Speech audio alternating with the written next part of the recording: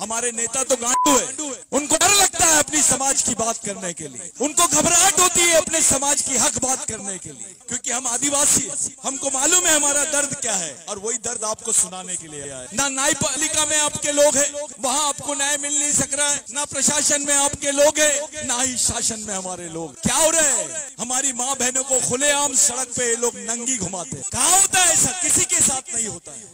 आज आदिवासियों को घुमाएं, कल दलितों को घुमाएंगे, कल परसों ओबीसी को घुमाएंगे। ये हालात है देश के, और कोई खुलेआम बात नहीं किया इस मामले पर। देश के प्रधानमंत्री भी 90 दिन बाद मुंह खोले, कोई उनकी वकालत नहीं कर रहा है। 300-400 लोग मारे गए, लाखों लोग विस्थापित हो गए। क्या हालात हो गए मणिपुर के।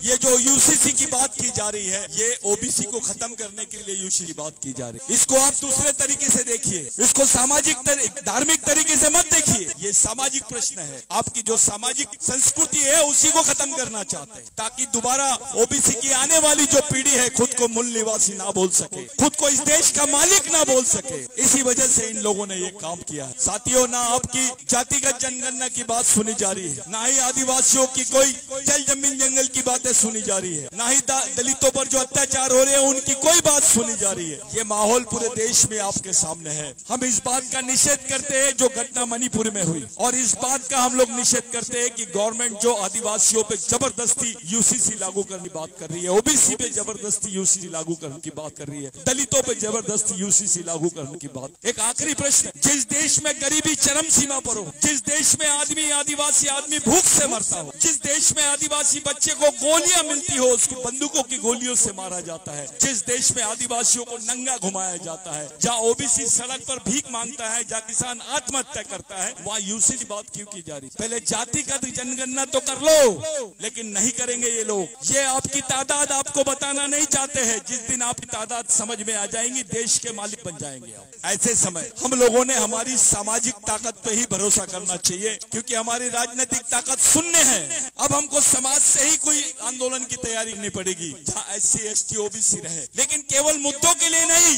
उस बुनियाद के लिए सब लोगों ने एक जगह आ जाना चाहिए, क्योंकि हम एक ही वंश के लोग हैं, एक ही मूल के लोग हैं। ओबीसी का भी डीएनए एक है, दलितों का भी डीएनए एक है, आदिवासियों का भी डीएनए एक है। आप लोग अपने खून के लोगों के साथ में एक जगह खड़े रहो, तो ही इस देश में बच पाओगे। मैं आपको एक बात बताना चाहता हूँ, ये याद रखिए, ये हमारी आखिरी पीढ़ी द्वारा अपनी आखिरी पीढ़ी को बचाने के लिए लड़ी जाने वाली आखिरी लड़ाई है। अगर ये लड़ाई आप हार गए, तो इस देश से आपका नामो निशान खत्म हो जाए। आप कितने भी सम्मेलन करो, आप कितने भी बड़े नेता बना लो, उससे कुछ होने वाला नहीं है। जब तक के समाज की बुनियादी ताकत खड़े नहीं कर पाएंगे, हमको कोई इस देश में पूछेगा नहीं। ऐसी क्या बात है कि जिन्होंने जातियां बनाई थी इस देश में, वो अब जातिगत जनगणना से डर रहे हैं। ऐसी क्या बात है कि जिन्होंने जातियां बनाई थी इस देश में, अभी आज ओबीसी बोलता है कि इसकी जातिगत जनगणना कर लो, और वो नहीं मान रहे। आप जानते हो कि आपको तो 50% आरक्षण तक रोक दिया गया है, और जो बचा हुआ 50% है